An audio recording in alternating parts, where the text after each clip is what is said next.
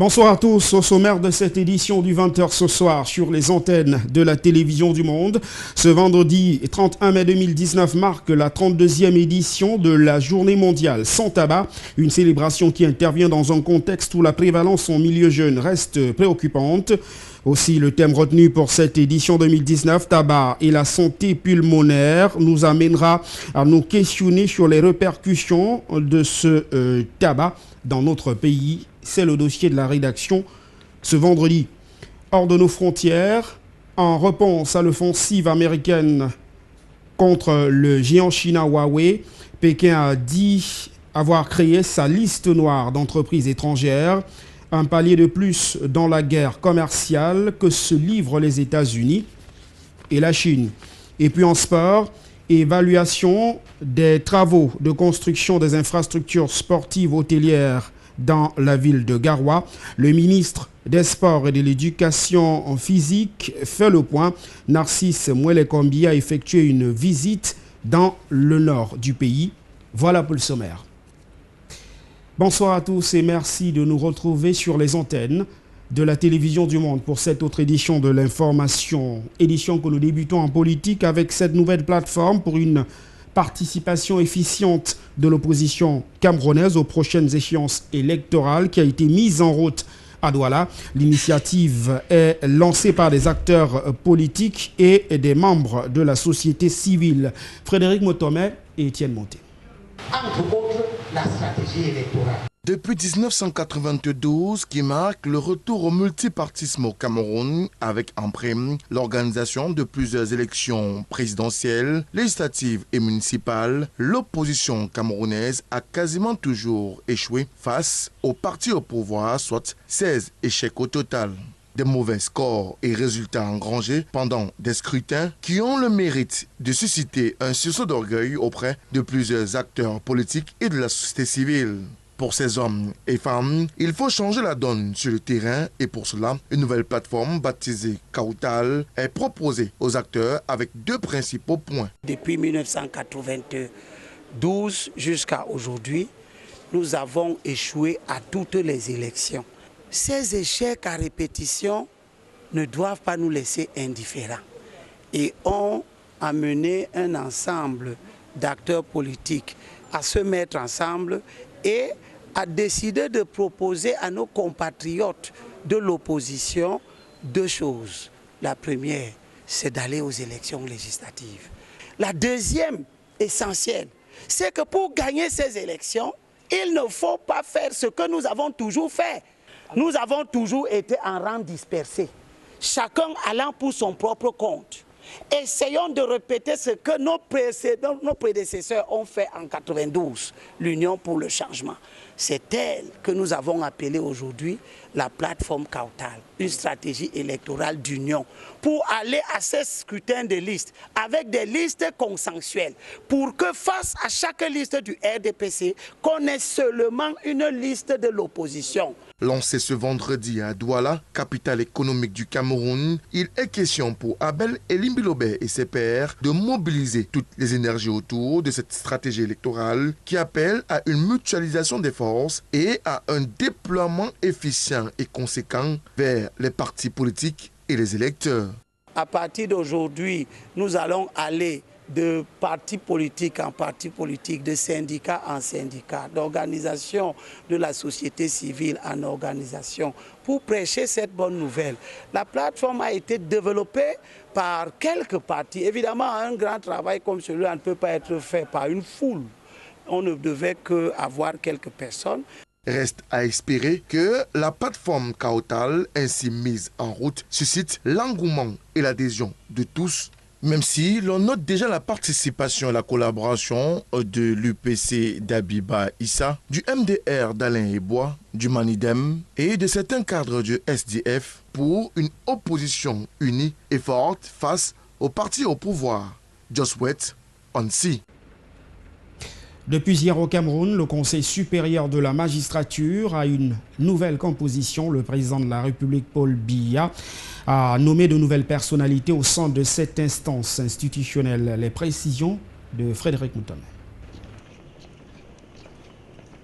Le Conseil supérieur de la magistrature affiche complet avec le décret signé par Paul Biya, président de la République du Cameroun, nommant 3 personnalités pour achever le mandat des membres décédés dans cette instance chargée d'assister le chef de l'État dans sa fonction de garant de l'indépendance de l'autorité judiciaire. 3 personnalités, dont le député Luc Nkwa, représentant l'Assemblée nationale, qui remplace à ce poste l'honorable Elundu Barnabé, décédé le 28 octobre 2018 dernier, Cunégonde Ngoti, épouse Mekulu, magistrate, qui prend la place laissée vacante par Marc Ateba Ombala, ancien président de la Chambre des comptes, décédé le 21 décembre 2018, et enfin Amadou Ali, ancien ministre de la Justice, qui lui remplace Amadjoda Adjoudi, ancien ministre, décédé le 7 novembre 2018. Le Conseil supérieur de la magistrature est donc constitué de Paul Biya, président, membres issus de l'Assemblée nationale, en l'occurrence Madame Bebande Brigitte, Luc Nkwa, Pierre Laoussou, personnalité désignée par la Cour suprême, Cunégonde Ngoti, épouse Mekulu, Manga Mukuri, Madame Fufon Justine Neboum, épouse Waka, personnalité désignée par le président de la République, Na Akono Albert, tous titulaire, et en tant que suppléant, Roger Melingi, Chief Polnji Toumassang, Dame Adama, épouse Djibrine, Madame Suzanne Thiam, épouse Menge Zomo, Djombe Ernest Djombe, Oumarou Abdou et Amadou Ali. Précisons que pour la plupart, ces membres ont été nommés en 2014 par le chef de l'État, Paul Biya, et ce pour un mandat de 5 ans. Le mouvement pour la renaissance du Cameroun, qui projetait des marches blanches sur l'ensemble du triangle national pour ce 1er juin 2019, viennent de voir ces marches interdites par les autorités compétentes. Les précisions de Jean-Jamin Yedna.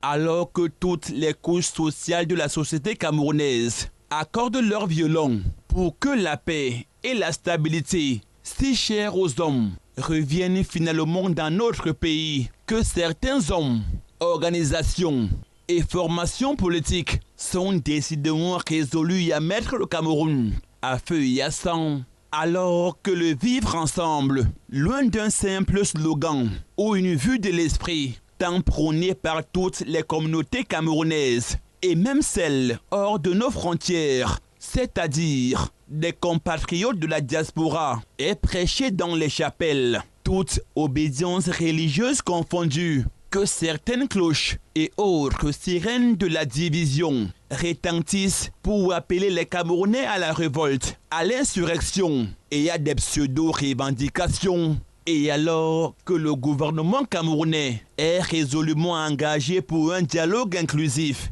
avec toutes les parties prenantes, pour un retour à la paix et au calme dans les régions du nord-ouest et du sud-ouest, en proie à une escalade de violence avec des incendies des édifices publics et domiciles privés, des exécutions des hommes et autres enlèvements avec des demandes de rançon par les combattants séparatistes. Depuis 3 ans qu'un parti politique, le Mouvement pour la Renaissance du Cameroun, du professeur Maurice Kamto, invite de nouveau les Camerounais dans la rue, notamment ceux des compatriotes qui épousent l'idéologie de cette formation politique de l'opposition pour une marche dite blanche en protestation de ce que le MRC qualifie de hold-up électoral.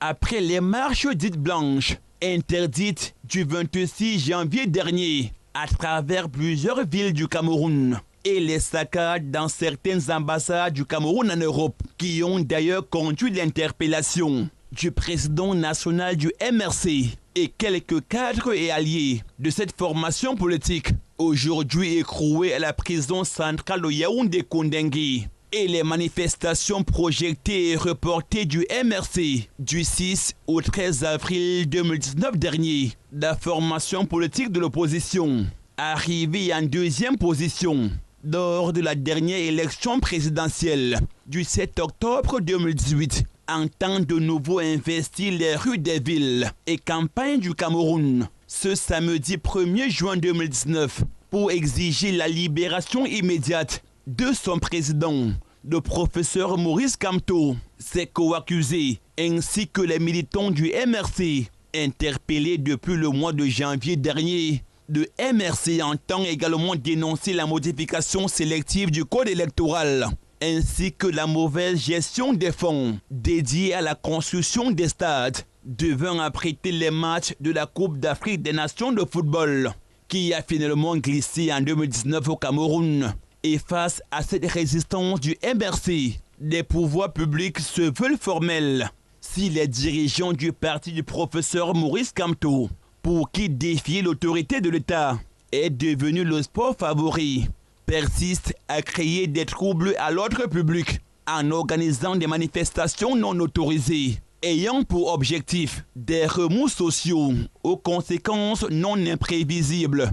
Des dispositions de la loi relatives aux partis politiques seront appliquées à la lettre et malheur aux contrevenants, ils s'exposeront à la rigueur de la loi, car le Cameroun est debout et désormais sans pitié des apôtres de la division.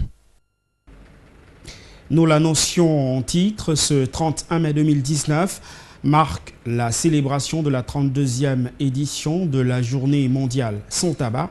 L'occasion pour notre reporter Rosaline Guestia ici de revenir sur la consommation du tabac au Cameroun qui a des répercussions importantes sur la santé. Regardez.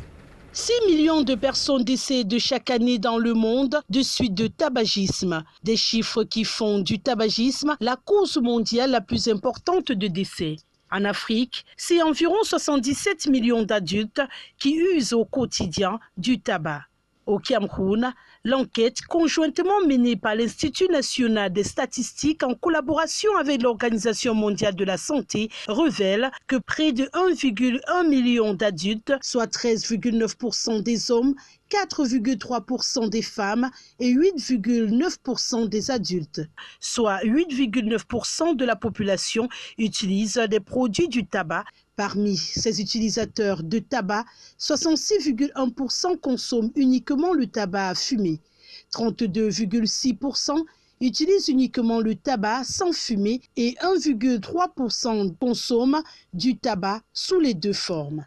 Aussi, 6 720 000 personnes sont exposées à la fumée secondaire du tabac dans les lieux publics. Une situation qui n'est pas sans conséquence sur le bien-être des populations. Le tabagisme, qu'il soit actif ou passif, expose au risque de maladies graves. Les principaux effets sont chez l'adulte une augmentation d'environ 25% des risques de cardiopathie ischémique et de cancer du poumon. Chez les enfants, l'exposition à la fumée du tabac augmente le risque de mort subite du nourrisson, d'infections respiratoires, d'otite et d'asthme. Il a été clairement démontré sur le plan scientifique que lorsque vous inhalez de la fumée des cigarettes, vous vous exposez alors à un cocktail de 4000 substances chimiques dont plus de 250 sont nocives et une cinquantaine cancérigènes.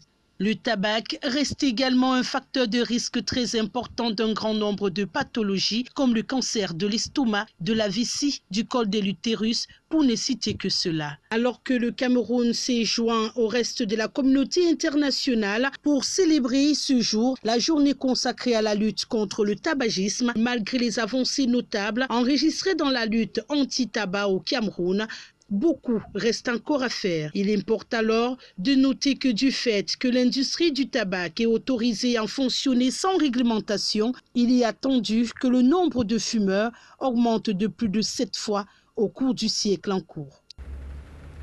C'est la palissade. Le tabac nuit gravement à la santé du consommateur et son entourage.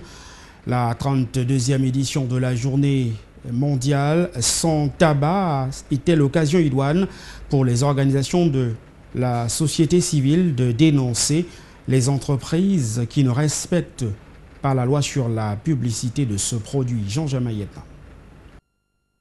Le tabac nuit gravement à la santé du fumeur et son entourage, cela est clair. Mais des dispositions ne sont jusqu'ici prises pour inverser la courbe des fumeurs, qui se veut plutôt grandissante au fil des années.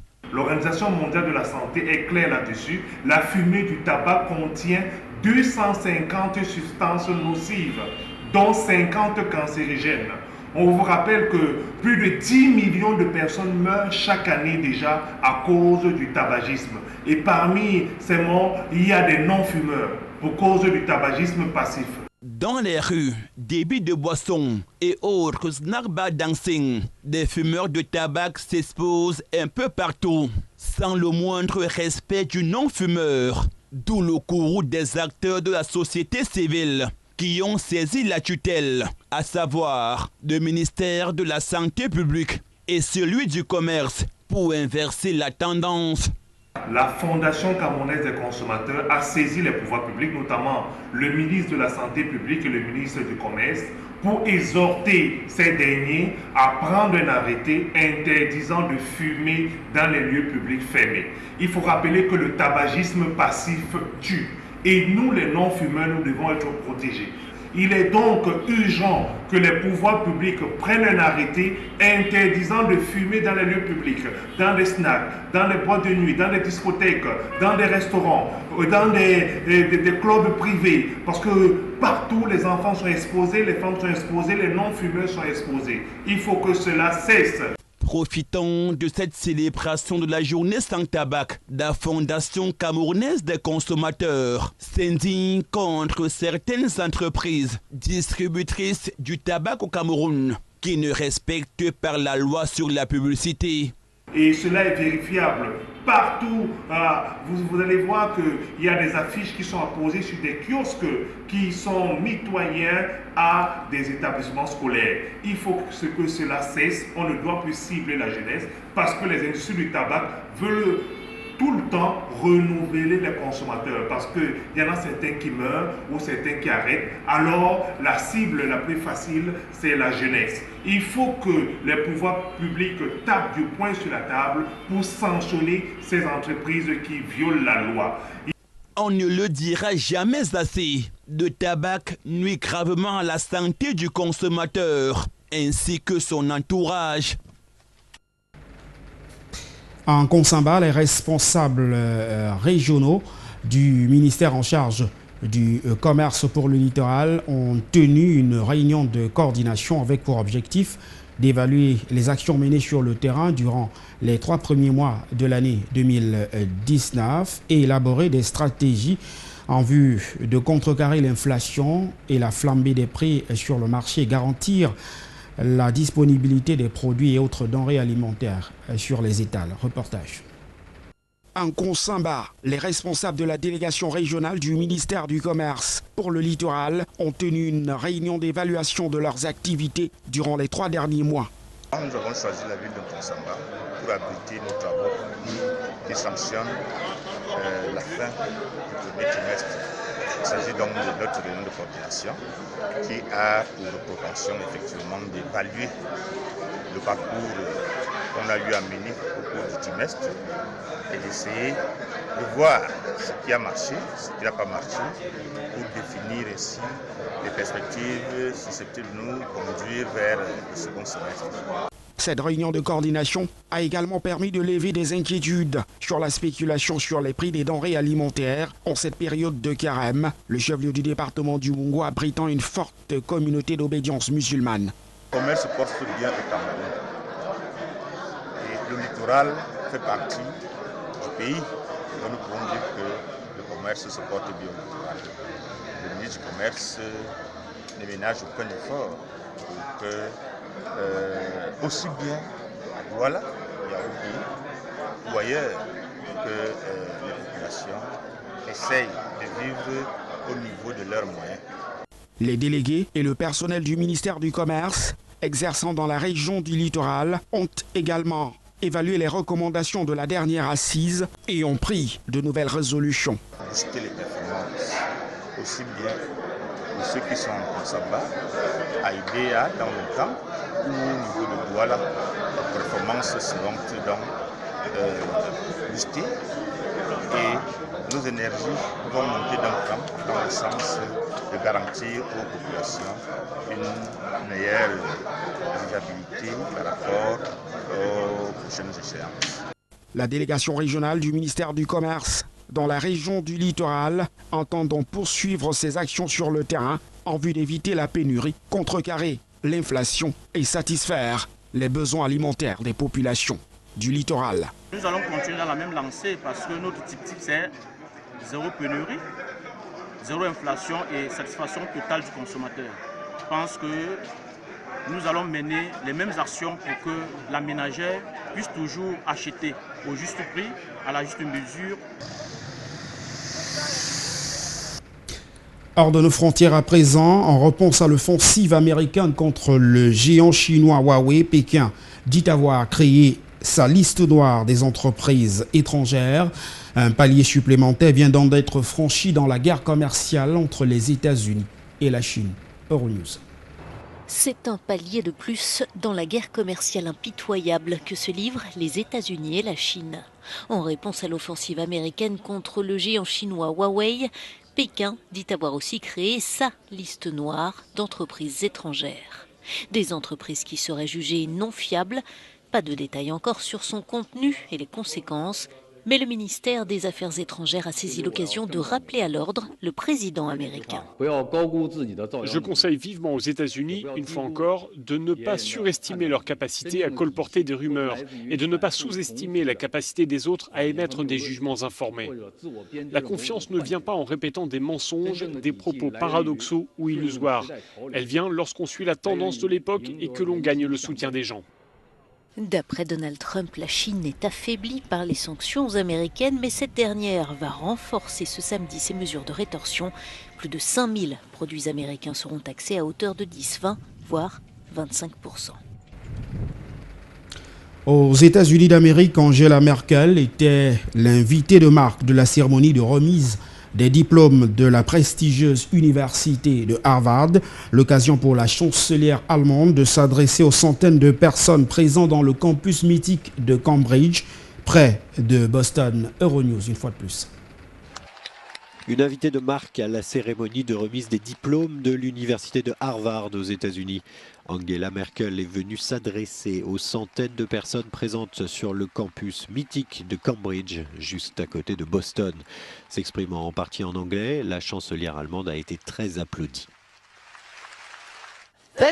C'est pourquoi je veux vous laisser avec ce souhait.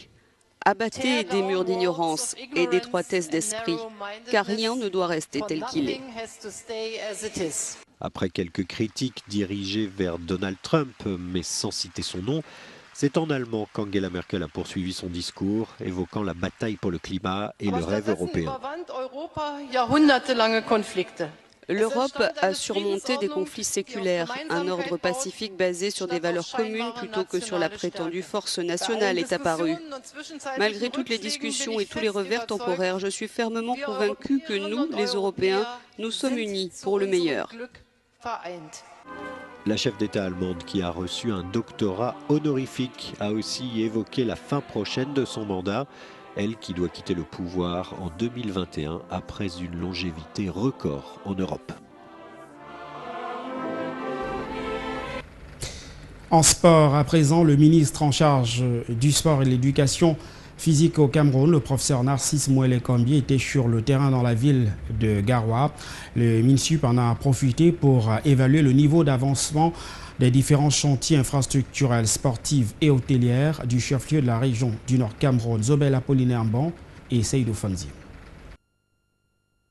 Toutes les infrastructures retenues pour la CAN 2019 avant qu'elles ne soient retirées au Cameroun ont été passées au peigne fin par Narcisse Mouele-Kambi, accompagné pour la circonstance par le président de la Fédération camerounaise de football, Seydou Bobo Ndioya. Cette visite du MINSEP dans la partie septentrionale du Cameroun lui a permis d'avoir une idée plus claire sur l'état d'avancement des différents travaux. Il était important pour nous de visiter les infrastructures sportives et les autres aménagements connexes qui concourent à la bonne organisation de cet événement. S'agissant des infrastructures sportives, il y en a au total 6. Un stade de compétition et 5 stades d'entraînement. Nous les avons tous visités. Le constat que nous avons fait, c'est qu'il y a une évolution. Quoique satisfait, Narcisse Mouele-Kambi n'a pas manqué de donner des recommandations aux entreprises en charge de la réalisation des différents ouvrages. Nous avons rappelé la très haute instruction du président de la République concernant l'accélération des travaux de construction et de réhabilitation sur l'ensemble des chantiers. La CAN 2021 attribuée au Cameroun étant encore lointaine et peut-être pas certaine, il est question de préparer l'échéance plus proche, à savoir le championnat d'Afrique des Nations, dont la ville de Garoua pourrait être l'une des villes hôtes en 2020. Le gouvernement a pris des mesures, ces mesures produisent des effets qui doivent pouvoir nous permettre d'être prêts pour l'organisation, l'accueil du championnat d'Afrique des Nations en 2020. Si l'on ne sait pas grand-chose en ce qui concerne la fin des travaux des infrastructures hôtelières et hospitalières, l'on sait tout de même que le stade Omnisport de Garoua sera livré en fin juin 2019. Avant de remettre la clé sous le paillasson de cette édition de l'information ce vendredi, nous vous rappelons les principaux titres. D'abord, cette célébration de la 32e édition de la journée mondiale sans tabac. L'occasion pour la rédaction de la Télévision du Monde de tirer la sonnette d'alarme sur la consommation de ce produit qui nuit gravement à la santé. Hors de nos frontières, nous avons mis le cap sur la Chine où en réponse à l'offensive américaine contre le géant chinois Huawei, Pékin dit avoir créé sa liste noire d'entreprises étrangères. Un palier supplémentaire vient d'être franchi.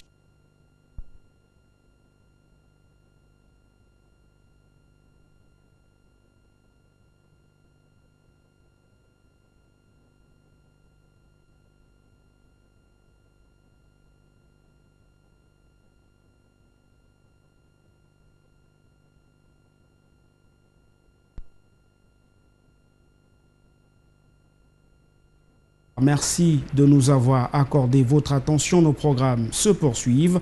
Bon début du week-end à tous.